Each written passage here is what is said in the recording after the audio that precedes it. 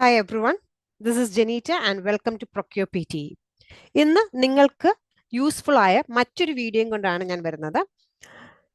PT ആദ്യമായിട്ട് പഠിക്കുന്ന കുട്ടികൾ അറിഞ്ഞിരിക്കേണ്ട അല്ലെങ്കിൽ ശ്രദ്ധിച്ചിരിക്കേണ്ട കുറച്ച് കാര്യങ്ങളാണ് ഞാൻ ഈ ഒരു വീഡിയോയിൽ ഇൻക്ലൂഡ് ചെയ്യുന്നത്.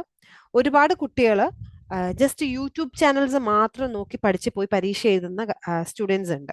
അപ്പം നമ്മൾക്ക് ഡിഫറെൻറ്റ് ടാസ്കുകളിനെ കുറിച്ച് നിങ്ങൾക്ക് ചിലപ്പോൾ ഇൻഫർമേഷൻസ് കിട്ടുന്നുണ്ടാവും. പക്ഷേ നിങ്ങൾ എക്സാമിന് പോകുമ്പോൾ നിങ്ങൾക്ക് ചിലപ്പം പറ്റിപ്പോകുന്ന കുറച്ച് മിസ്റ്റേക്സുകളുണ്ട്. എക്സാമിന് പോകുന്നതിന് മുന്നേ അറിഞ്ഞിരിക്കേണ്ട കുറേ കാര്യങ്ങളുണ്ട്. അപ്പം ഈ കാര്യങ്ങളെല്ലാമാണ് ഞാൻ അതിവിടെ ഇൻക്ലൂഡ് ചെയ്യുന്നത്. ചിലപ്പോൾ നിങ്ങളിപ്പോൾ പുറത്ത് വേറെ ഇൻസ്റ്റിറ്റ്യൂഷൻസിലൊക്കെ പോയിട്ടുണ്ടെങ്കിലും അവർ ജസ്റ്റ് ടാസ്കുകൾ മാത്രമായിരിക്കും ചിലപ്പോൾ നിങ്ങളെ പഠിപ്പിക്കുന്നത്. ഈ ശ്രദ്ധിക്കേണ്ട കുറച്ച് മൈന്യൂട്ട് ആയിട്ട് വളരെ കുഞ്ഞു കുഞ്ഞു കാര്യങ്ങളാണെന്ന് നമ്മൾ ചിന്തിക്കുന്ന കുറച്ച് കാര്യങ്ങളുണ്ട്. പക്ഷെ ഇത് ശ്രദ്ധിക്കാണ്ട് പോയാൽ ചിലപ്പോൾ നമുക്ക് മര്യാദയ്ക്ക് പ്രോപ്പറായിട്ട് എക്സാം പോലും അറ്റൻഡ് ചെയ്യാൻ പറ്റാത്ത അവസ്ഥകൾ കുട്ടികൾക്ക് വരാറുണ്ട്. സോ ഏറ്റവും ഇമ്പോർട്ടൻ്റ് ആയിട്ടുള്ള എന്നാൽ ഭയങ്കര മൈന്യൂട്ട് ആയിട്ടുള്ള കുറച്ച് കാര്യങ്ങളുണ്ട്. അതാണ് ഞാൻ ഇന്ന് നിങ്ങളുമായിട്ട് ഡിസ്കസ് ചെയ്യാൻ പോകുന്നത്. ഫസ്റ്റ് ഓഫ് ഓൾ, നിങ്ങൾക്ക് PT എക്സാമിന് നിങ്ങൾക്ക് സ്വന്തമായിട്ട് വേണമെങ്കിൽ നിങ്ങൾക്ക് ബുക്ക് ചെയ്യാം. പിയേഴ്സന്റെ വെബ്സൈറ്റിൽ കയറിയാൽ നിങ്ങൾക്ക് ബുക്ക് ചെയ്യാൻ പറ്റും. പക്ഷെ നിങ്ങൾ ബുക്ക് ചെയ്യുമ്പോൾ നിങ്ങൾ ശ്രദ്ധിച്ചിരിക്കേണ്ട അല്ലെങ്കിൽ അറിഞ്ഞിരിക്കേണ്ട 2-3 കാര്യങ്ങളുണ്ട്. Given name, surname, date of birth and gender. അത് പാസ്പോർട്ടിൽ കിടക്കുന്ന എക്സാക്ട്ലി സെയിം ആയിരിക്കണം. അതിൻ്റെ അകത്ത് ഡേറ്റ് ഓഫ് ബർത്തിൻ്റെ ഒരു നമ്പറിനോ അല്ലെങ്കിൽ നമ്മുടെ പേരിൻ്റെ ഒരു ലെറ്ററോ എന്തെങ്കിലും ഒരു സാധനത്തിന് ചെറിയൊരു വ്യത്യാസമെങ്കിലും ഉണ്ടെങ്കിൽ നിങ്ങൾക്ക് എക്സാം എഴുതാനും പറ്റത്തില്ല, നിങ്ങൾക്ക് റീഫണ്ട് കിട്ടത്തതുമില്ല. ഓക്കെ, സോ നിങ്ങൾക്ക് എക്സാം ബുക്ക് ചെയ്യാനായിട്ട് ഫ്രീ ആയിട്ട് എക്സാം ബുക്ക് ചെയ്യാനായിട്ട് ഐ മീൻ അസിസ്റ്റൻസ് അല്ലെങ്കിൽ നിങ്ങൾക്ക് എക്സാം ബുക്ക് ചെയ്ത് തരണമെങ്കിൽ നിങ്ങൾക്ക് എന്നെ കോൺടാക്ട് ചെയ്യാം. ഈ സ്ക്രീനിൽ കാണിക്കുന്ന ഈ നമ്പറിൽ നിങ്ങൾക്ക് എനിക്ക് വാട്സാപ്പ് ചെയ്ത് തന്നാൽ മതി. ഇന്ത്യയിലുള്ള ആളുകൾക്കൊക്കെ ഫ്രീ എക്സാം ബുക്കിംഗ് ചെയ്തു തരും. ഇന്ത്യക്ക് പുറത്തുള്ള ആളുകൾക്കാണെങ്കിൽ നിങ്ങൾക്ക് എന്നെ കോൺടാക്ട് ചെയ്യാം. ചെറിയൊരു ചാർജ് അതിന് ഉണ്ടായിരിക്കും. ഓക്കെ, ആൻഡ് രണ്ടാമത്തെ കാര്യം നിങ്ങൾ ശ്രദ്ധിക്കേണ്ടതെന്ന് വെച്ചാൽ എക്സാമിന് പോകുമ്പം പാസ്പോർട്ട് കമ്പൽസറി ആയിട്ട് കൊണ്ടുപോകണം. പാസ്പോർട്ട് അല്ലാതെ വേറെ ഒരു ID പ്രൂഫും അവർ അക്സെപ്റ്റ് ചെയ്യത്തില്ല. പാസ്പോർട്ട് ഇല്ലെങ്കിൽ നിങ്ങൾക്ക് എക്സാം എഴുതാനും പറ്റിയല്ല, അതേപോലെ തന്നെ നിങ്ങൾക്ക് റീഫണ്ട് കിട്ടത്തതുമില്ല. മൂന്നാമത്തെ കാര്യം, ടൈം. നിങ്ങൾക്കിപ്പോൾ ഒരു 9 മണിയുടെ എക്സാം ആണെങ്കിൽ നിങ്ങൾക്ക് ഒരു അരമണിക്കൂറിന് നേരത്തെ നിങ്ങൾ എത്തണം. 9 മണിക്കലത്തെ എക്സാം നിങ്ങൾ ഒരു 8:30 ആകുമ്പോഴെങ്കിലും നിങ്ങൾ എത്തണം.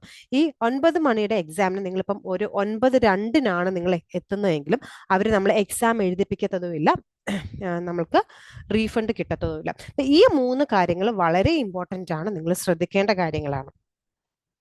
ഇനി അടുത്ത 2-3 കാര്യങ്ങൾ നിങ്ങൾ ശ്രദ്ധിക്കേണ്ടതെന്ന് വെച്ചാൽ, നിങ്ങൾ എക്സാം സെന്ററിൽ നിങ്ങൾ എക്സാം സെന്ററിലേക്ക് കയറി കഴിഞ്ഞാൽ നിങ്ങളുടെ ഒരു ഫോട്ടോ അവരെടുക്കും, നിങ്ങളുടെ ഒരു ഫിംഗർ പ്രിന്റ്സ് എടുക്കും, ആൻഡ് അവർ നമ്മളെ ഫുൾ സ്കാൻ ചെയ്യും.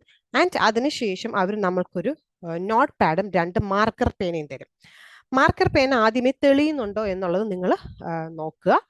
ആൻഡ് രണ്ടാമത്തെ കാര്യം വെച്ചാൽ, ഈ നോട്ട് പാഡ് എന്ന് പറയുന്ന ഒരിക്കലും ഒരു ബുക്ക്ലെറ്റ്, പേപ്പറിന്റെ ഒരു ബുക്ക്ലെറ്റ് അല്ല. അതിൻ്റെ അകത്ത് ഓരോ പേജസും പ്ലാസ്റ്റിക് ഷീറ്റ് കൊണ്ടുള്ള പേജസ് ആണ്.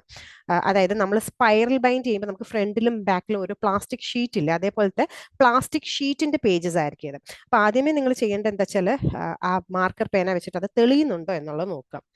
വൺസ് നിങ്ങൾ എക്സാം സെന്ററിലേക്ക് കയറി കഴിഞ്ഞാൽ നിങ്ങൾക്ക് ഒരു സീറ്റ് പ്രൊവൈഡ് ചെയ്യും. നിങ്ങൾക്ക് ഒരു സിസ്റ്റവും ഒരു സീറ്റും നിങ്ങൾക്ക് പ്രൊവൈഡ് ചെയ്യും. എക്സാം ഹാളിൽ ഇൻവിജിലേറ്റേഴ്സ് ആരും നിൽക്കത്തില്ല. അവർ പുറത്ത് അവരുടെ സിസ്റ്റത്തിൽ കൂടെ നമ്മളെ വാച്ച് ചെയ്യുകയായിരിക്കും ചെയ്യുന്നത്. നമ്മൾക്കോ നമ്മളുടെ സിസ്റ്റത്തിനോ എന്തെങ്കിലും ഇഷ്യൂ ഉണ്ടെങ്കിൽ നിങ്ങൾ എപ്പോഴേ ഹാൻഡ് റേസ് ചെയ്ത് കാണിക്കുക, കൈ പൊക്കി കാണിക്കുക. നമ്മുടെ തലയുടെ മുകളിൽ ക്യാമറ ഉണ്ടാവും. സോ നമ്മൾ കൈ പൊക്കി കാണിക്കുന്നത് മറ്റ് ഇൻവിജിലേറ്റേഴ്സ് പുറത്ത് സിസ്റ്റത്തിൽ ഇരുന്ന് നോക്കിയതിന് ശേഷം അവർ വന്ന് നമ്മളോട് ചോദിക്കും എന്താണ് ഇഷ്യൂ എന്ന്. നമ്മൾക്കോ നമ്മളുടെ സിസ്റ്റത്തിനോ എന്തെങ്കിലും ഇഷ്യൂ ഉണ്ടെങ്കിൽ ആ സ്പോട്ടിൽ തന്നെ അവരെ വിളിക്കുക. അല്ലാതെ ആ ഇഷ്യൂ കഴിഞ്ഞിട്ടാകരുത് നിങ്ങൾ വിളിക്കുന്നത്. ചിലപ്പം സിസ്റ്റത്തിനൊക്കെ എന്തെങ്കിലും പ്രോബ്ലംസ് വരികയാണെങ്കിൽ അപ്പം തന്നെ വിളിക്കുക, അല്ലെങ്കിൽ കുറച്ച് കഴിഞ്ഞിട്ട് അയ്യോ എനിക്ക് ആ പ്രശ്നം ഉണ്ടായിരുന്നു എന്ന് പറയരുത്. ആ സ്പോട്ടിൽ തന്നെ നിങ്ങൾ അവരെ വിളിക്കുക, അവരെന്താണ് ഇഷ്യൂ എന്നുള്ളത് അവർ സോൾവ് ചെയ്ത് തരും. ഓക്കെ, ആൻഡ് ഏറ്റവും ആദ്യം നമുക്ക് ഒരു ഹെഡ്സെറ്റ് ചെക്ക് ഉണ്ട്. അതായത് നമ്മുടെ ഹെഡ്ഫോൺ വർക്ക് ചെയ്യുന്നുണ്ടോ, നമ്മുടെ മൈക്ക് വർക്ക് ചെയ്യുന്നുണ്ടോ എന്നുള്ള കാര്യങ്ങളെല്ലാം ചെക്ക് ചെയ്തതിന് ശേഷം നമുക്കൊരു പേഴ്സണൽ ഇൻട്രൊഡക്ഷൻ ഉണ്ടായിരിക്കും. അതായത് നിങ്ങളുടെ പേര്, നിങ്ങൾ ഏത് കൺട്രിയിലേക്കാണ് പോകുന്നത് എന്നൊക്കെയുള്ള കാര്യങ്ങൾ പറയുന്നതിന്. അതിന് നമുക്ക് മാർക്കോ കാര്യങ്ങളോ ഒന്നുമില്ല, ജസ്റ്റ് ഒരു റാപ്പോ ക്രിയേറ്റ് ചെയ്യുന്ന ഒരു കൂളിംഗ് സെഷൻ മാത്രമാണത്. ഓക്കെ, അതിനുശേഷം പാർട്ട് 1 സ്പീക്കിങ്ങിൽ റീഡ് അലൗഡ് തൊട്ടാണ് നമുക്ക് മാർക്കും കാര്യങ്ങളും ഒക്കെ സ്റ്റാർട്ട് ആവുന്നത്. ഇനി നിങ്ങൾ ശ്രദ്ധിക്കേണ്ടതായിട്ടുള്ള കുറച്ച് മൈന്യൂട്ട് കാര്യങ്ങൾ എന്ന് പറഞ്ഞാൽ, ഒന്നാമത്തെ കാര്യം, നമ്മൾ ഇപ്പം എന്തെങ്കിലുമൊക്കെ വരുമ്പോൾ നോട്ട്സ് എഴുതി വെക്കത്തില്ല, retail lecture, summarise, spoken text ഒക്കെ വരുമ്പോൾ നമ്മൾ നോട്ട്സ് എഴുതി വെക്കും. നിങ്ങൾ നോട്ട്സ് എഴുതി വെച്ചാൽ അപ്പം തന്നെ ആ പേന അടച്ചു വെക്കണം. കാരണം നമ്മൾ എ സിയിലാണ് ഇരിക്കുന്നത്, ഈ പേന പെട്ടെന്ന് ഉണങ്ങിപ്പോവും, പിന്നെ അത് വർക്ക് ആകത്തില്ല. സോ ഇത് ശ്രദ്ധിക്കുക. രണ്ടാമത്തെ കാര്യം, നമ്മൾ ആദ്യം വോളിയം ഒക്കെ നമ്മൾ ചെക്ക് ചെയ്തിട്ടുണ്ടാകും. പക്ഷേ ലിസണിങ് വരുന്ന ടാസ്കുകൾ, അതായത് റിപ്പീറ്റ് സെന്റൻസ്, റീറ്റെയിൽ ലെക്ചർ, ലിസണിങ്ങിന്റെ ഓരോ ടാസ്കുകൾക്കും ഓഡിയോയുടെ വോളിയം കൂടാനും കുറയാനും ചാൻസ് ഉണ്ട്. അപ്പം പെട്ടെന്ന് വോളിയം കൂടുകയോ അല്ലെങ്കിൽ പെട്ടെന്ന് വോളിയം കുറയുകയോ ചെയ്താൽ നിങ്ങൾ പെട്ടെന്ന് ടെൻഷൻ ആകരുത്. നമ്മുടെ സ്ക്രീനിൽ നമ്മുടെ ഇങ്ങനെ റെക്കോർഡിംഗ് ബാർ മൂവ് ആവത്തില്ല, റെക്കോർഡ് ഇങ്ങനെ മൂവ് ആവുന്നത് കാണുമല്ലോ, അതിന്റെ തൊട്ട് താഴെ ഒരു വോളിയം ബാർ ഉണ്ട്, ഒരു ചെറിയൊരു ബട്ടൺ ആ സ്ക്രീനിൽ തന്നെ കാണാം. അതിൽ നമുക്ക് വോളിയം കൂട്ടാനും കുറയ്ക്കാനും പറ്റും. പെട്ടെന്ന് വോളിയം കൂടുമ്പോൾ അല്ലെങ്കിൽ കുറയുമ്പോൾ നിങ്ങൾ പെട്ടെന്ന് ടെൻഷൻ അടിക്കരുത്.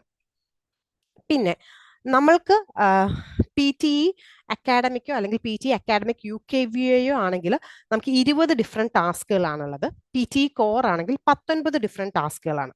ഇനി നിങ്ങൾ പഠിച്ച ടാസ്കുകളല്ലാതെ എക്സ്ട്രാ ഏതെങ്കിലും ടാസ്കുകൾ നിങ്ങൾക്ക് വരികയാണെങ്കിൽ, അത് മിക്കവാറും വരാറുള്ളത് സ്പീക്കിങ്ങിലായിരിക്കും. അത് ഈ പിയേഴ്സൺകാർ ഇടയ്ക്കിടയ്ക്ക് അവരുടെ റിസർച്ചിന്റെ ഭാഗമായിട്ട് ഇടയ്ക്കിടയ്ക്ക് അവർ എക്സ്ട്രാ ക്വസ്റ്റ്യൻസ് അതിൻ്റെ അകത്ത് ആഡ് ചെയ്യും. അതിന് മാർക്കോ കാര്യങ്ങളോ ഒന്നും ഉണ്ടായിരിക്കില്ല, നിങ്ങൾ ജസ്റ്റ് അത് അറ്റൻഡ് ചെയ്താൽ മതി. ഓക്കെ, ഞാൻ ഇന്ന് ഈ വീഡിയോ ഇടുന്നത് April 3rd, 2025 അപ്പൊ ഇപ്പം ഇനി ഉള്ള ആളുകൾ, ഈ വീഡിയോ കാണുന്ന ആളുകൾ വേണം ഇത് ശ്രദ്ധിക്കാനായിട്ട്. ഇനി എപ്പോഴെങ്കിലും ഈ 20 ടാസ്ക് എന്നുള്ളത് മാറി ടാസ്കുകൾക്ക് വേറെ വ്യത്യാസമോ എന്തെങ്കിലും കാര്യങ്ങളോ വരികയാണെങ്കിൽ ഞാൻ അപ്പം പുതിയ വീഡിയോ എന്താണേലും ഇടുന്നതായിരിക്കും. ഓക്കെ, അപ്പൊ ഈ കാര്യങ്ങൾ നിങ്ങൾ ശ്രദ്ധിക്കേണ്ടതാണ്.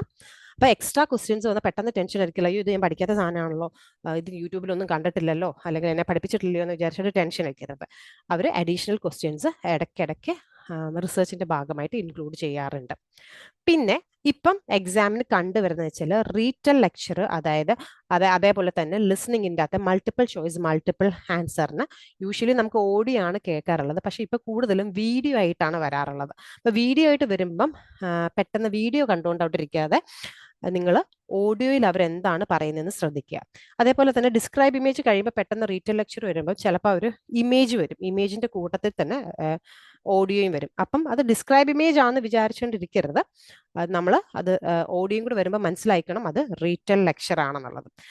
എല്ലാ ടാസ്കുകൾക്കും അതിന് മുന്നേ ഏറ്റവും ഓരോ ടാസ്കുകൾ വരുമ്പോൾ മുകളിൽ ഇങ്ങനെ ചെറുതായിട്ട് എഴുതി കാണിച്ചിട്ടുണ്ടായിരിക്കും. മീൻസ് നമ്മൾ പ്രാക്ടീസ് ചെയ്യുമ്പോൾ നമുക്ക് കാണാമല്ലോ, you will get 40 seconds and you will have to repeat it എന്നൊക്കെ പറഞ്ഞിട്ട് ഇങ്ങനെ എഴുതി കാണിക്കുമല്ലോ ഓരോന്ന്.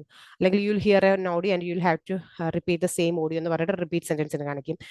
ഡിസ്ക്രൈബ് ഇമേജ് വരുമ്പോൾ you will see an image and you have to describe it, you will get 40 seconds എന്നൊക്കെ പറഞ്ഞിട്ട് അങ്ങനെ കാണിക്കും. നമ്മൾ പക്ഷേ ഒരു എക്സാമിന് ചെല്ലുമ്പോൾ നമ്മൾ പെട്ടെന്ന് ടെൻഷൻ കാരണം അതൊന്നും വായിച്ചു നോക്കത്തില്ല. അപ്പൊ ഏറ്റവും വേറൊരു കാര്യം എന്ന് വെച്ചാൽ നിങ്ങൾ എക്സാമിന് പോകുന്നതിന് മുമ്പ് ഏറ്റവും കുറഞ്ഞത് ഒരു 5 മോക്ക് ടെസ്റ്റ് എങ്കിലും ചെയ്തിട്ടുണ്ടായിരിക്കണം.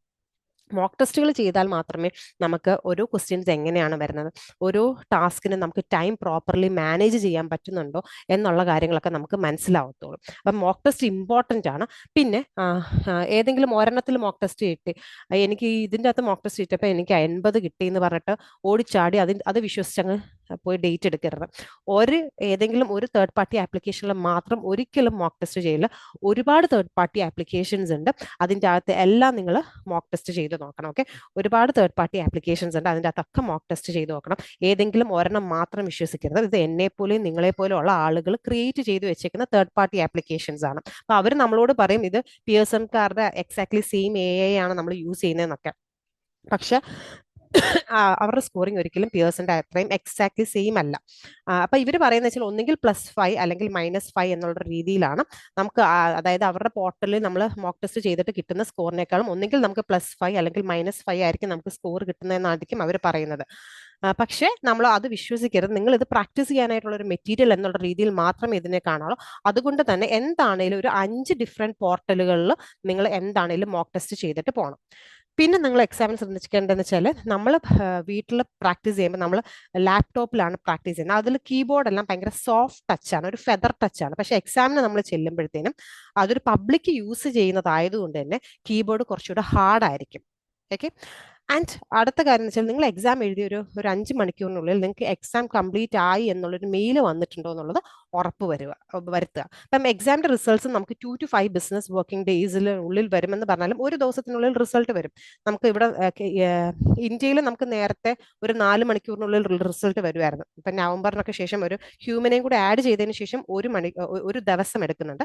പക്ഷെ പുറത്ത് ഇപ്പം ന്യൂസിലാൻഡിലും ഓസ്ട്രേലിയയിലും ഒക്കെ എക്സാം എഴുതുന്ന എൻ്റെ സ്റ്റുഡൻസിന് 4 മണിക്കൂർ അല്ലെങ്കിൽ 5 മണിക്കൂറിനുള്ളിൽ തന്നെ റിസൾട്ട് കിട്ടാറുണ്ട്. അപ്പം ഇത്രയൊക്കെയുള്ള കാര്യങ്ങളാണ് നിങ്ങൾ എക്സാമിന് പോകുന്നതിന് മുന്നേ ശ്രദ്ധിക്കേണ്ടത്. ആൻഡ് ഹൈ പ്രയോറിറ്റി ടാസ്കുകൾക്ക് നിങ്ങൾ കൂടുതൽ കോൺസെൻട്രേഷൻ കൊടുക്കുക. ഒരു 11 ടാസ്കുകളാണ് ഹൈ പ്രയോറിറ്റി ടാസ്കുകൾ. അത് നന്നായിട്ട് പ്രാക്ടീസ് ചെയ്യുക. ഓരോ ടാസ്കും എത്ര എണ്ണം വെച്ചിട്ട് പ്രാക്ടീസ് ചെയ്യണം എന്നുള്ള ഒരു വീഡിയോ ഞാൻ പണ്ട് ചെയ്തിട്ടുണ്ടായിരുന്നു. ഇതല്ലാണ്ട് നിങ്ങൾക്ക് പുതിയ ഏതെങ്കിലും വീഡിയോസ് വേണമെങ്കിൽ നിങ്ങൾക്ക് എന്നെ താഴെ കമൻറ്റ് ബോക്സിൽ കമൻറ്റ് ചെയ്യാം. ആൻഡ് നിങ്ങൾക്ക് ഓൺലൈൻ പേഴ്സണലൈസ്ഡ് ഓൺലൈൻ കോച്ചിങ്ങിന് താല്പര്യം ഉണ്ടെങ്കിൽ നിങ്ങൾക്ക് എൻ്റെ ഈ നമ്പറിൽ കോൺടാക്ട് ചെയ്യാം. നിങ്ങൾക്ക് പേഴ്സണലൈസ്ഡ് ഓൺലൈൻ കോച്ചിങ് എന്ന് വെച്ചാൽ നിങ്ങളുടെ സമയത്തിന് നിങ്ങളുടെ സൗകര്യത്തിന് നമ്മൾ ക്ലാസ് എടുത്തു തരും. നമുക്ക് 10 days ക്ലാസ് ഉണ്ട്, 15 days ക്ലാസ് ഉണ്ട്, ആൻഡ് 20 days ക്ലാസ് ഉണ്ട്. ഈ ക്ലാസ്സസിൻ്റെ കൂടെ തന്നെ 2 months വാലിഡിറ്റി ഉള്ള എൻ്റെ റെക്കോർഡഡ് ക്ലാസ്സസും ഞാൻ നിങ്ങൾക്ക് പ്രൊവൈഡ് ചെയ്യുന്നതാണ്. പിന്നെ നിങ്ങൾ എന്നാണോ എക്സാം എഴുതുന്നത് അന്ന് വരെ എൻ്റെ സൈഡിൽ നിന്ന് നിങ്ങൾക്ക് വാട്സാപ്പ് അസിസ്റ്റൻസ് ഉണ്ടായിരിക്കും. നിങ്ങളുടെ എക്സാമും ബുക്ക് ചെയ്ത് തരുന്നതായിരിക്കും. ആൻഡ് ക്ലാസ്സസ് എടുക്കുന്നത് ഞാൻ തന്നെയാണ് ക്ലാസ്സസ് എടുക്കുന്നത്.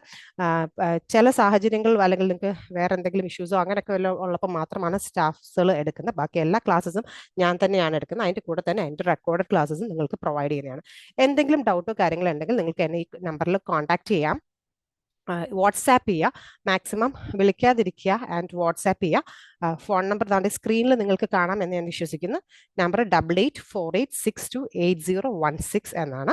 ആൻഡ് പുതിയ ഏതെങ്കിലും വീഡിയോസ് വേണം, എന്തിനെങ്കിലും കുറിച്ചും അപ്ഡേറ്റോ എന്തെങ്കിലും കാര്യങ്ങൾ നിങ്ങൾക്ക് വേണമെങ്കിൽ താഴെ ഒന്ന് കമൻറ്റ് ചെയ്യാം.